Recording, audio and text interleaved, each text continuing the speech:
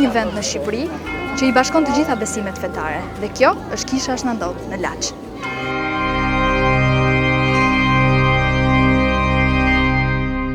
Po ka një periudhë ku lutja dhe sakrifica bëhen madhështore, deri në mrekullibërse, dhe kjo periudhë janë 13 të martët të Shnandot. Po kush ishte Shnandot? Çfarë kuptimi kanë 13 të martat dhe cila është historia e këtij vendi të shenjtë? Me qindra besimtar dhe jo besimtar, I bashkohen këtij devocioni të shenjtë shpirtëror, I cili, edhe pas sfidave të mëdha, nuk ka ndalur kurrë që nga shekulli 13. Kjo kish e ka marrë emrin nga Shën Antoni Padovës, I cili gjatë shërbesave të tij ka kryer mrekulli. Ai nuk e vizitoi kurrë Shqipërinë, por ka vizituar zemrat e shumë besimtarëve, të cilët udhtojnë nga anë e mban për të drejtuar lutjet e tyre në këtë tokë të shenjtë.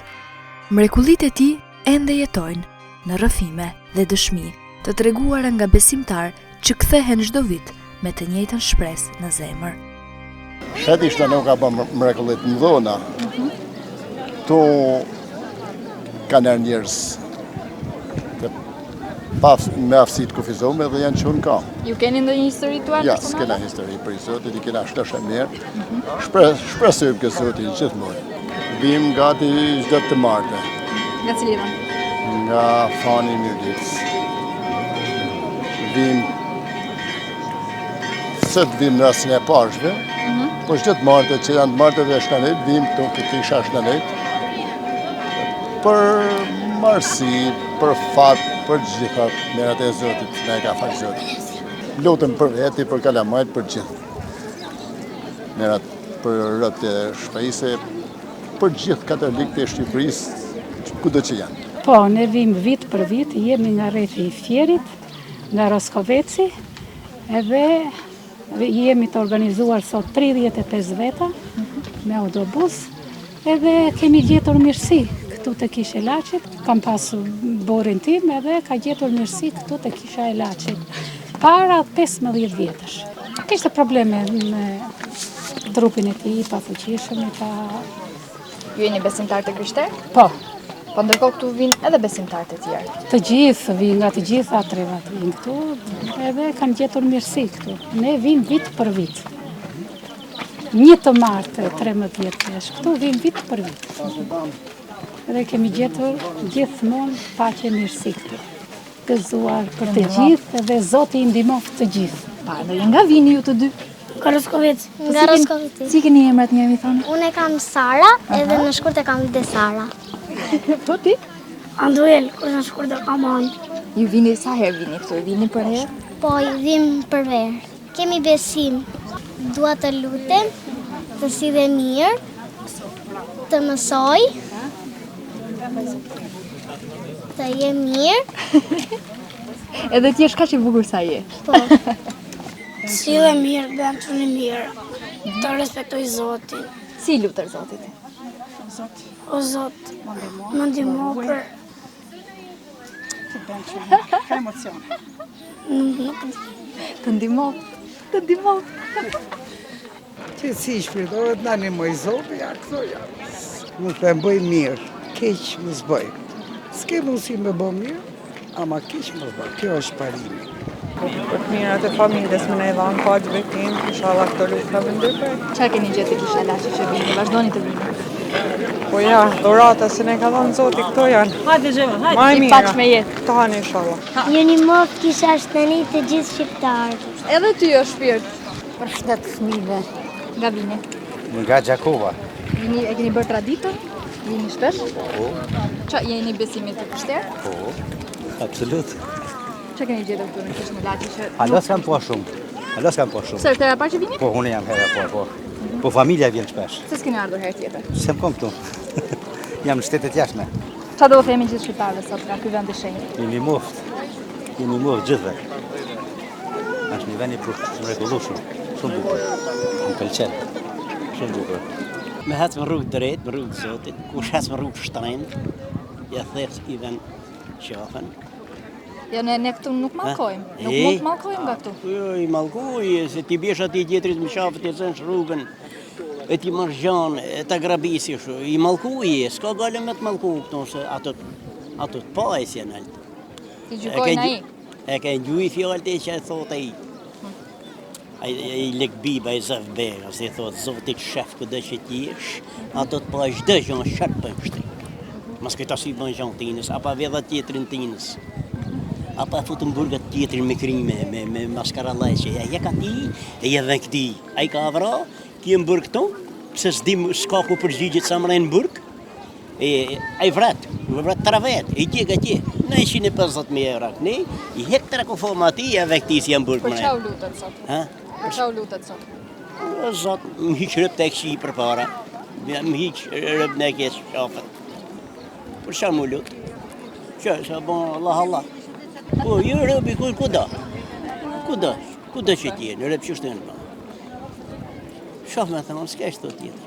Shpresa të në mbaj. Shpresa, për këki, si janë altë. Këna ngil me shpresë ke zoti, kur ka pastana të vlesnit leshi. Po, Qeveria, ku është? Si shefat të mburg, pra, vrat aje këtu do flasim për qeveri. A edhe këtu do flasim për qeveri. Aje i shef, leta, mos mërzit. I shef. Zotëria, ti si thua? Vazhdo ti. Si thua? Ky vend është i shenjtë dhe këtu flitet vetëm për Zotin. Këtu flitet se çdo njeri që vjen këtu vjen nga halli, nuk vjen asnjë nga e mira, vjen për të lutur, për të hequr një ligj që ka, për të lutur për punën, për jetën, për shëndetin dhe për të gjithë mirat Nga vini ju sot? secili që do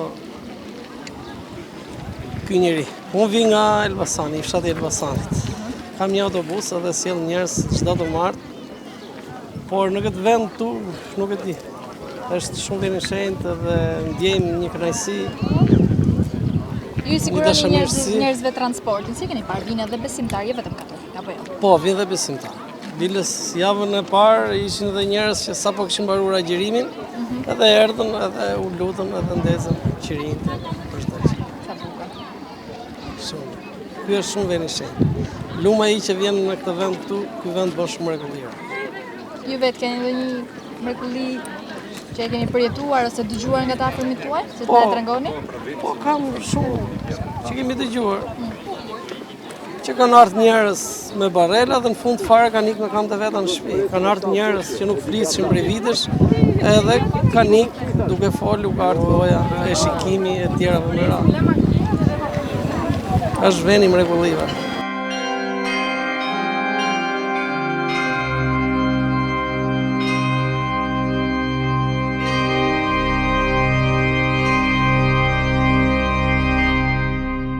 Padre, kisha plot. Kështu ka qenë që prej 17 marsit kur nisën të marta? Po, zakonisht gjithmonë është plot. Sidomos 13 martit njerëzit besimtarët bëjnë zakonisht nga 3 marti, kështu që gjithmonë është garantuar, po thona, numri i konsiderueshëm i besimtarëve. Pra kur s'ka mundësi 13, i redukton e i bën në 3. Sigurisht. Zakonisht të bash 13 martet do të thotë kesh, po thona, luksin e kohës, sepse koha është e çmueshme për të gjithë, atëherë janë shumë njerëz, janë në punë, është pak problem. Kështu që mund të jesh ato që janë pensionista ose një që ka këtë, po thona, privilegjin e kohës, po, domethënë luksin e kohës. Përndryshe zakonisht vetëm 3. Ose zakonisht shumë prej besimtarëve mos i dalin prej punës vinë këto, por. Po çfarë janë 13 martat? Atëherë 13 martat janë një përshpirtni që ka lind me një herë mas vdekjes së Shnanov të Padovës. Shnanov ka vdek me datën 13 qershor të vitit 1231. Dhe nga që ishte edhe gjatë jetës së tij ishte shumë i shenjtë, në të vërtetë bati një jetë shumë të përshpirshme dhe ka bërë mrekulli si në jetën e vet, po mësëre shumë ma shumë mas vdekjes së vet. Po njerëzit nga që kishin nevojë gjithmonë për një mrekulli, për nevojat të tyre, si më thanë fizike ose shpirtërore, gjithmonë janë drejtuar Shnanov të Padovës. Atëherë fretit kanë thonë që atëherë bëjmë këto 13 marta, në mënyrë që nga që vdiq me 13 qershor, atëherë bëjmë 13 marta edhe ishte e marta ajo ditë që ka vdek. Edhe për këtë arsye është bën gjithmonë bëhen të 13 marta rresht përpara festës së Shnandov. Shnandov, ky shenjë që nuk e ka vizituar ndonjëherë Shqipërinë apo jo? Jo, do të thonë shumë njerëz thonë edhe ju do të ngjoni masë nëpërmjet rrjeteve sociale, por në bazë të burimeve historike, në shkrimeve tona nuk ka ardhur kurrë në Shqipëri, po ka ardhur vetëm për shpirtëria, do të thonë lutjet e devocioni kundër këtij, po. Por fizikisht, do të thonë Shnanov nuk ka prek kurrë në tokën shqiptare. Ai vërtet është prej Portugalit, nga Lisbona. Ishte një murg, përpara ishte një murg agustinian në vërtet. Edhe në qytetin ku ai jetonte, si murg agustinian, aty kanë prunë prej Marokut 5 frejtë tonë të parë që i kishin martirizuar në Marok. Atëhere prej dëshirës së madhe, do thot me fitu martirizimin dhe me fitu jetën e pasosën, ai që vdes për Zotin fiton jetën e pasosën, atëhere edhe Shnanov kishte dëshirë pra më bën frat franceskan për me shku në Marok. Por e ka bërë gjithçka, ka bërë gjithë ecjen për të shku në këtë qëllim që ai ka pas. E kur ka hyp në anije për me udhëtu për Marok, në vërtet anijen e ka shty era, e çoi në brigjet e Italisë, të Sicilisë asaj kohë. E mësane ka përfunduar në Itali, në Padova ku ka jetu. Pra, ai kishte një projekt tjetër, po Zoti ka projekte komplet tjetër. Do të thonë edhe apo ajo çka don Zoti, mësane Shnanov gjithmonë ka një ata çka superior, do të thonë ai guardiani superiori ka kërku, e për këtë arsye ka këtë famë. Cilat janë mrekullitë që ka bërë Shnandov?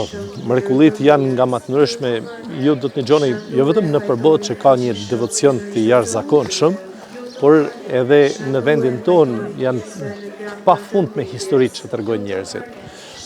Për shembull, edhe gjatë jetës së tij, tregohet, do thani ka një ndër mrekullitë. Dhe ishte në, po thona, bisedë për sa i përket vërtetësisë së korpit të Krishtit, sepse ishin edhe në atë kohë kanë ekzistuar njerëz që kanë pas probleme me besimin, do të thonë që kanë vështirësi të besojnë. Jo vetëm tash, por gjithmonë kanë ekzistuar njerëz që kanë dyshuar etj. Atëhere, Shnanov për me i me besu këto njerëz, çka i ka thonë, është po bajmë provën. I ka thonë me lanë mushkën, e ka lanë 3 ditë pa hangër. Edhe i kanë masanej, kur kanë dashtë me bajmë provën mas 3 ditëve, e kanë dhanë jonxhen, barin, do të thonë për me hangër, të mushka, edhe Shnanov ka dalë me hoste. E kur ka dalë me hoste, mushka u lull në gjuj, nuk shkoj të sana me hangër të bari, por ka ullë në gjuj për me adhuru me të vërtet Zotin të pranishëm në Eukaristi. Kjo ishte një mrekulli që me të vërtet i ka bëm me besu këto që nuk kishin këtë problem besimit. Masanej edhe, nuk di a dini apo jo, por edhe vetë Shnanov, kur ka vdek edhe ju dini se prishet, si më thanë, trupi njeriu, do të thonë, prishit, kurse gjuha nuk është prisht kurrë Shnanov. Sot e kësaj dite ka, do të thonë, trupin gjuhë e ka të paprishme. Si e shpjegon këtë? Kjo është sigurisht është një fenomen i jashtëzakonshëm, është një mrekulli, sepse Shnanov me të vërtet ka fol në gjithë mirë, ka fol për Zotin. Dhe gjithmonë ka pas emrin e Zotit e fjalën e Zotit gjithmonë në gojë. Për ta, nga që ishte edhe gojamit, do të thonë, edhe njerëzit shumë kanë shkuar vetëm me një gjuhë fjalë të tij, pse si ishte fjalë amël, fjalë mirë. Edhe atëherë për ta Zoti ka dashur pra që t'ia ruajë gjuhën krejt paprishme edhe sot e kësaj dite. Kjo është një mrekulli që Zoti ka bën nëpërmjet këtij Shnanov që edhe njerëzit me besu sa rëndësishme është edhe gjuha që do të flasim gjithmonë mirë. Po edhe pas vdekjes së tij, ka shumë dëshmi të besimtarëve që tregojnë mrekulli. Ju ka ngelur ndonjë në mendje ose me biseda që bëni me besimtar histori njerëzore që dini? Po. Shife, edhe tjertë kur më pyesin, gjithmonë i tregoj, sidomos ato që kam pas përvojë vetë, që kam njoftë vetë, do të thënë besimtar.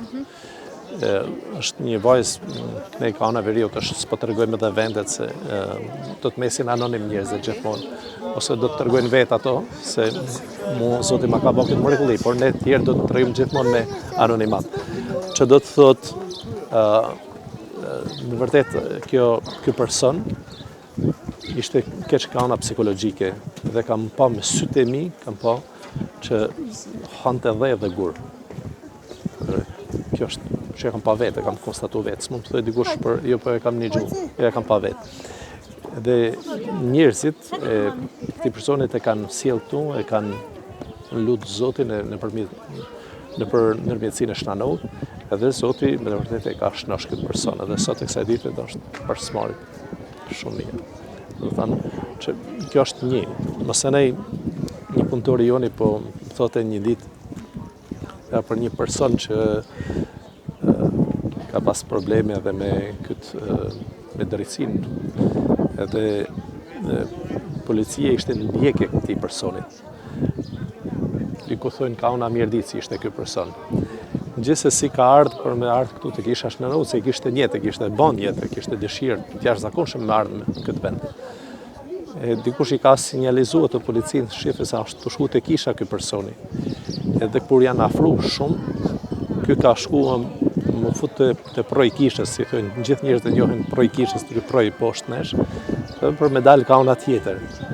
Po thot ky punëtori jon u bën mjeku, thot, se më vërtet ishte qelli sot ashtë shqipje, s'ka asnjë rekord. U bën, thot, aq mjegull, si re e fort e dendur, s'ka mujt, kërkush as policë s'kan mujt ma me pa rrugën as me hec përpara. Atëherë janë këtu mrapsht. E la, thot atë. Ai burri i zotnia ka shku anash, ka dalë ka mali tjetër, ka artu, ka bon jetën e vetë, edhe ka shku në shtëpinë vet. Don kjo dhe mase është shumë e thjeshtë, po tregon me të vërtetë atë person që ka, po thonë ka besim dhe ka dëshirë, mund të ketë një mrekulli prej Zotit, se kjo varet prej fesë, prej besimit. E kjo është me rëndësi dhe do të thënë kisha gjithmonë e thekson këtë ose nënvizon që ajo që ka bën mrekullin është feja, besimi që do të kenë në Zotin. Nuk janë as si më thanë as lutjet, mundesh me thonë shumë lutje, por kur se ke fen nuk kanë dobi ato. Vetë Zoti thotë në Ungjil që po të kishit pas fe, sa është fara si napit, ti thosh ti malit shkullu thot me gjithra e hidhun det, thot ashtu do të kishte ban. Pra ajo që ka ban është mrekullina është besimi në Zotin. Nuk e ban as ven. Veni ka vërtet është një ven i shenjtë, është edhe shëjtuar prej lutjeve të meshtarëve, të njerëzve të besimtarëve të tjerë, prej sakrificës njerëzve. Edhe ka edhe forcën e vetë si vend, por gjithsesi ajo që ka ban mrekullin është vetëm besimi në Zotin. Kjo me rëndësi të madhe ta nënvizoj. Megjithatë, Padre, ky është një vend që bashkon besimtarë të çdo feje. Po. Sigurisht që shumica, po thona, janë besimtarë katolik.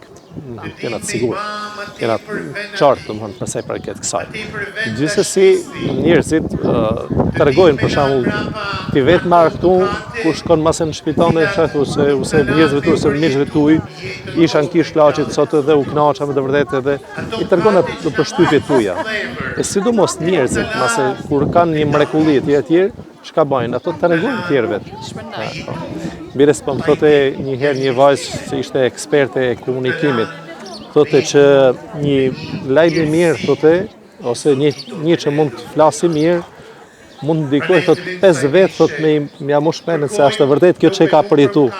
Kurse thotë një që për në lajm të kesh, thotë, me një herë, thotë, po thonë në nërthojza, i infekton, thotë 20 vetë, imagjinoje. 20 vetë, për fatkeq, për shembull, ka ndodhur një ngjarje tjetër, 20 vetë i mushet me një që mos më shku më në atë vend, imagjinoje. Kurse për lajmin e mirë vetëm 5 vetë, imagjinoje, domethënë është një proporcion, kështu që do të jena shumë të kujdesshëm. Pires thot fjala urt që thot e mira shkon në shtëpinë të breshkës, kurse e keqja për fat keq në shtëpinë të kalit, domethënë që hec me shpejtësi. Po ndërkohë, ka dezinformim për fen në ndonjë? Ka keq informim? A flitet sa duhet? A besojnë njerëzit? Shiko, gjithsesi përsa i përket për sa i përket besimit, kjo është një çështje shumë delikate, është gjithmonë çështje delikate. Atëherë ato që e njekin besimin si duhet, ato edhe janë të informuar edhe njekin si duhet. Tjerë për fat keq mund të jenë një tek tuk që e ka gati besim, si thosh, personal, biles thot unë i lutem Zotit direkt, por kjo nuk është krejt rruga që na ka mësuar Zoti. Zoti ka lënë apostujt. E apostujt kanë lënë edhe masarësit të tyre, do të thënë i peshvitjer ose meshtar. Pra do të ketë, do të thënë, sikur se Zoti ka dërgu Jezu Krishtin që është Zot për ne, pikërisht të bëjë këtë urën lidhëse mes njerëzimit të Zotit, ashtu edhe Zoti Krisht ka dashur pikërisht të lejë apostujt për me bën këtë urën lidhëse. Kjo është fort me rëndësi. Kështu që tash përqinjet mira është as me hyrës, a vështirë të hym një herë përqinjes me klasifiku edhe kush jena na me xhiku. Do të thonë besimi është diçka shumë delikate dhe mësërej janë disa që janë shumë fetar, shumë me njekin rregull, janë tjerë që janë pak ma të ftohtë, ka mesatarja, ka dhe tjerë që për fat keq vetëm këto të besojnë Zotin edhe kaq, jo dini, s'ka nevojë mbase me i thamë, por gjithsesi Zoti vlerëson sa t'i japim. Nëse japim pak, Zoti vlerëson atë pak. Nëse japim shumë, na vlerëson edhe më shumë. Zoti na shpërblet. Jemi gjithë barabartë te Zoti? Zoti na don të gjithë barabartë, po mvaret është marrim masë një shembull krejt thjesht. Mund të jeni zëm shembull 5 fëmijë. Edhe prinja juaj ju japin barabar, ju japin gjana të mira të 5 fëmijëve të barabar. Po njeni prej fëmijëve thotë nuk i dua ato që më kanë, si du kaç, s'pëlqen. Kështu që ashtu është edhe me Zotin, do të thënë Zoti ne jep të gjithëve barabar. Shpesh herë na njëri prej nesh nuk duam pikërisht të marrim këto të mira që Zoti na jep. Ose nuk i shfrytëzojmë. Kështu thotë Zoti në Ungjil, që Zoti jep, do të thënë, jep talentat pikërisht që të shfrytëzojmë dhe t'i japim të kthejmë në të mira. Por dikush, mase prej demelis e tjerë nuk i shfrytëzon, por nuk ka se ka mungu Zoti. Zoti është gjithmonë i mirë është. Sikur se prindi që zakonisht nuk noll që i ban dallim mes fëmijëve, ashtu Zoti nuk ban dallim mes bijve të vet. Ndërkohë padet shoqëria po kalon në faza shumë të ndryshme transformimi. Ju si e shikoni shoqërinë sot? Çfarë mungon kësaj shoqërie? Çfarë ju shqetëson juve si njëri që i shërben i kishës, i shërben i Zotit? Shiko, jemi sinqert, falenderoj Zotin që përveç 2 vite që isha në shkollë jashtë, kam bërë një specializim, kurse pjesën tjetër kam jetuar gjithmonë këtu, dhe kam pa, do të thënë, lëvizjen edhe transformimin e vendit tonë. Po thamë të kishe marrë për jashtë rrezik mas me njoftë ma vendin tonë. Shumë ka në shumë. Sigurisht edhe pjesa ekonomike, shoqërore, psikologjia e njerëzve, gati kanë shumë komplet. Sigurisht e kena atë tipikën tonë shqiptare tjerë, por shumë kanë shumë. Çka i mungon? Janë shumë gjana që i mungojnë. Ne si meshtar mendojmë se sparit për fat keq kjo është një fatkeqësi që komunizmi, sistemi totalitar komunist, i ka shkatruar, si më thanë, edhe ndërgjegjën shqiptarit. Nuk e ka më, do të thënë, qytetari shqiptar nuk e ka më ndërgjegjën si duhet. Do të thënë, dikur, biles isha këto ditë të i prediku besimtarëve që kur një më shumë ka vdek, i ka lanë, si thush, po thëna, fjalë nështë jo e përshtatshme, jo fjalë shqiptare, i ka lanë amanetet. Dhe i ka thonë bijve të vetë, ose bijeve të veta, shikoni të duheni shumë njëri me tjetrin, mos jeni të përçam, jeni njerëz të drejtë, jeni njerëz të urtë me tjerët, shkoni mirë me të gjithë, mos i boni dam kuj, mos i boni keq kuj. Gjitha këto ishin porosit që prind kanë lanë, domethënë për bijtë e tyre ose për nipa përmesa. Kështu, pse kanë bërë këto? Pse se ishin të bindur se e mira duhet të triumfojë. Kurse sot për fat keq, shohim që njerëzit për ndërgjegjes, nga që nuk kanë një ndërgjegje të ndërtuar si duhet, atëherë mas e thotë edhe fëmis, se e merr ti diplomen, po thonë shkollën, e merr me pare, s'ka asnjë problem, e rëndësishme ti të kesh vendin e punës. Por nëse realisht ky person nuk din me bën punën e vet, po thonë një mjek që s'ka mësu, nuk din me shuru njerëzit, ai rrezik do t'i vrasë njerëzit në si të shirojë. Për këtë arsye është një ndër gjanat më të rëndësishme për ne është ndërtimi i energjetës. Është një dorës parë, është një rëndësi të veçantë. E dyta, për fat keq mase kena këtë na vjen edhe shoh vetë si shqiptar, por edhe vem re edhe në shkrimet, kur nuk krej shërbesat fetare, më gjithmonë të lexoj një libër o për shpirtënijet ose historik. Kur lexon librat historik, të gjithë e nënvizojnë këtë gjë. Populli shqiptar thotë është shumë hakmarrës. Atëherë na mungon aftësia të falim njëri tjetrin. Për fat keq. Edhe mase edhe pse ka pikërisht prej mungesës së formimit në energjetës ose pse u shkatërron energjetja. Por një ndër gjanat më tipike të popullit shqiptar thonë, gjithë thonë, është popull shumë hakmarrës. Edhe për këtë arsye, ajo çka do të kena na parasysh si popull është sparit ndërtimi i energjetës dhe falja, pajtimi mes njëri tjetrit. Do të thonë vetëm këto mund ta bëjnë me të vërtetë, se këto ndërtojnë atëherë njeriu më të shnosht, njeriu e drejtë, njeriu e sinqertë etj, që do të jenë bazat të një shoqërie.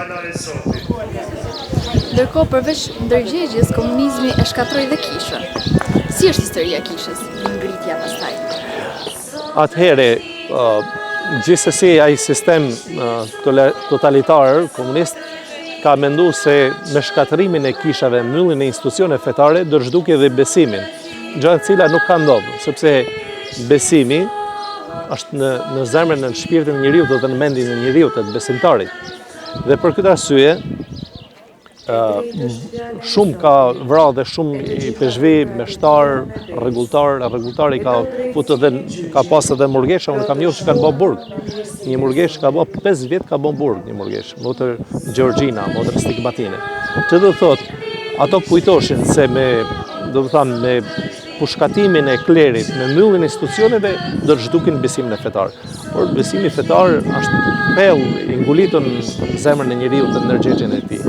Për këtë arsye, ato kanë shkatruar dhe shumë kisha institucione. Për fat mirë, po thona kanë në shumë vende të Shqipërisë, kanë met ose për muzeum ose tjerë, po janë disa kisha që janë origjinale, janë shumë shekullore, që për tash është një pasuni e jashtëzakonshme për vendin tonë, për kulturën tonë, për artin edhe për trashëgiminë tonë kulturore. Gjithsesi,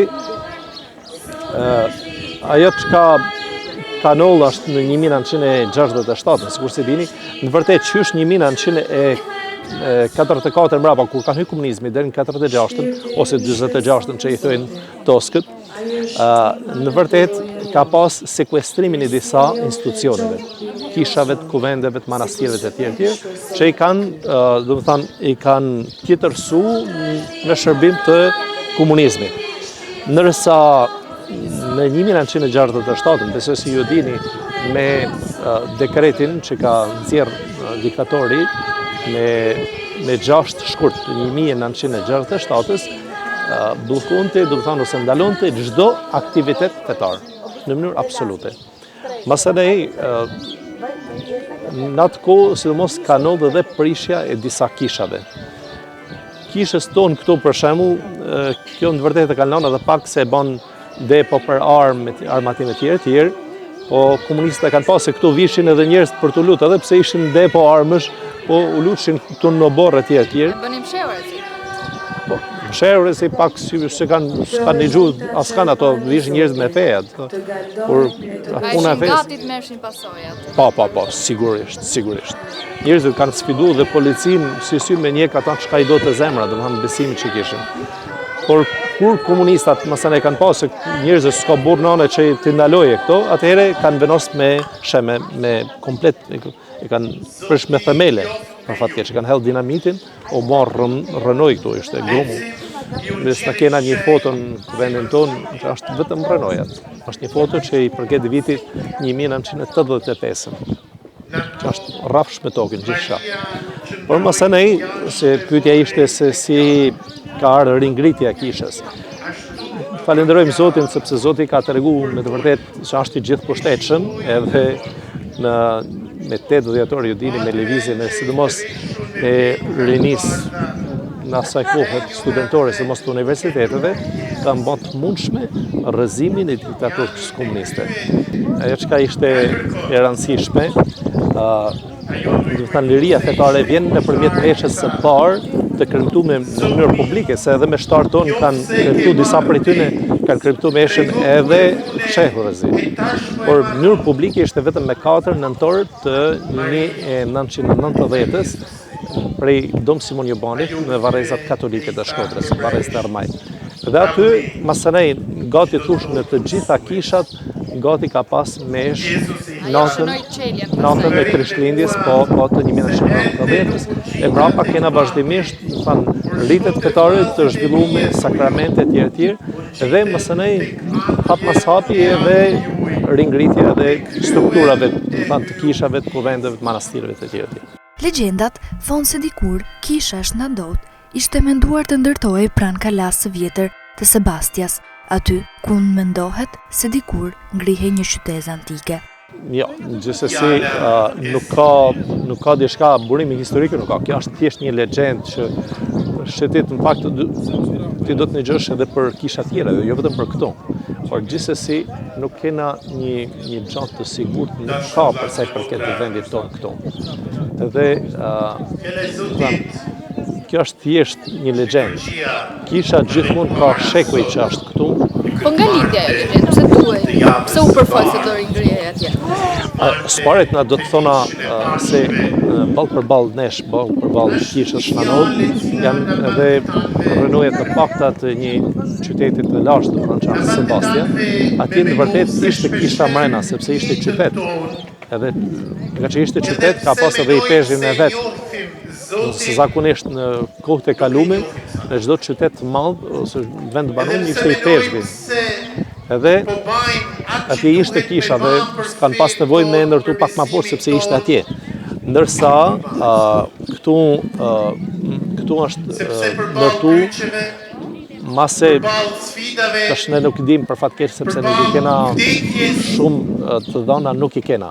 Gjithsesi me shekullin e 4 të mrapa ne kemi një vend kulti që është shpella Shëmbllashit poshtë. Vend lutjet, vend i shenjtë, ku besimtarët shkojnë e luten, dhe është vend Pelegrinazhi 13 martë. Tash nga që ka pak shkallë, se është poshtë kishës, në të njëjtin drejtim me kishës është poshtë, kështu që thjesht do të me pas kam të mira me shku, do të kesh shnetën e mirë të shkosh deri atje. Sigurisht gati të gjithë shkojnë. Ka raste njerëzit që janë për vrapë janë për shpejt, atëherë vetëm vinë kish, por zakonisht të gjithë gati shkojnë edhe atje poshtë. Mase këtu nuk e kemi prek këtë histori, por nga që ka jetu Shëmbllashi, ishte i pezhi Sebastis, dhe ishte vendi ku mshihej Shëmbllashi, pikërisht kjo shpella.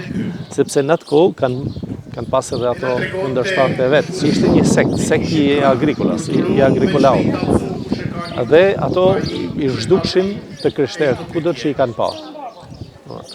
Edhe atëherë zakonisht kanë godit të parin e klerit, që është i pezhvi, sepse dhe vetë thotë të shkrimi shenjtë se duhet një rabariut për me marrë grigjën, se edhe ato i bjeshin dhe i pezhvit, pikërisht për mirë zhduk edhe krishterët.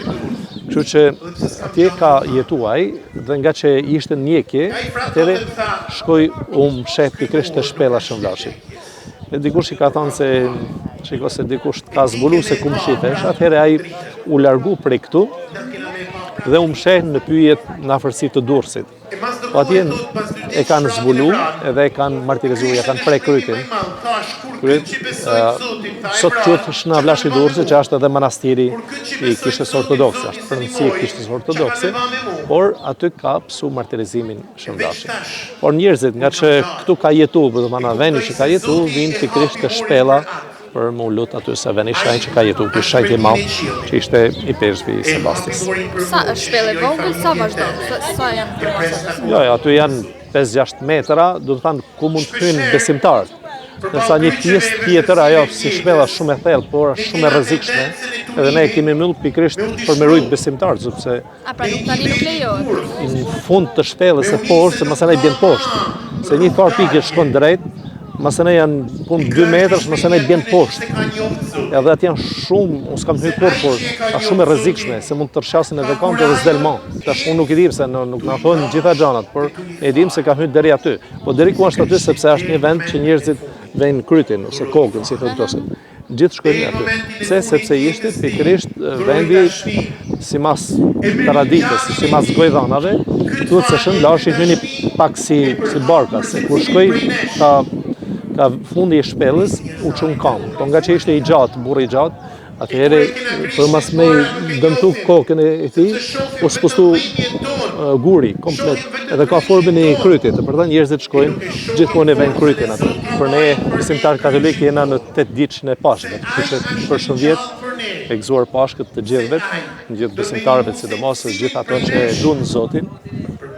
Edhe ajo çka unë e kam për zemër, besoj se edhe kisha ka për zemër shumë pajtimin me njën e tjetrin. Kjo është fort me rëndësi, sepse thamë se populli shqiptar është një popull hakmarrës, na thonë të tjerët edhe e kanë vënë pa, kështu që ajo çka është edhe Krishti ka ardhur për me vu paqen mes njerëzve. E kështu që ajo çka i uroj është të kenë paqe në familjet e tyre e bekime gjithmonë.